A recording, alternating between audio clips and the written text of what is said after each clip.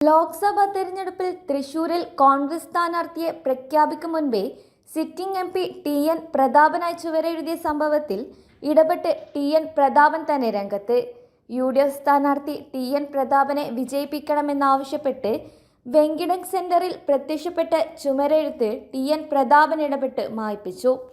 ചിഹ്നം മാത്രം എഴുതാനാണ് പ്രവർത്തകർ നിർദ്ദേശം നൽകിയിരുന്നതെന്നാണ് ടി.എൻ. പ്രതാപന്റെ വിശദീകരണം. വെങ്കിടങ് സെന്ററിൽ ഇന്ന് രാവിലെയാണ് യു.ഡി.എഫ് സ്ഥാനാർത്ഥി ടി.എൻ. പ്രതാപനെ വിജയിപ്പിക്കണമെന്നാവശ്യപ്പെട്ട് ചുമരെഴുത്ത് പ്രത്യക്ഷപ്പെട്ടത്.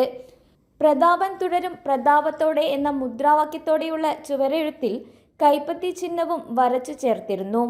മണ്ഡലത്തിൽ യു.ഡി.എഫ് സ്ഥാനാർത്ഥിയെ ഔദ്യോഗികമായി പ്രഖ്യാപിച്ചിട്ടില്ലെന്നിരിക്കെയാണ് ചുവരെഴുത്ത് പ്രത്യക്ഷപ്പെട്ടത്.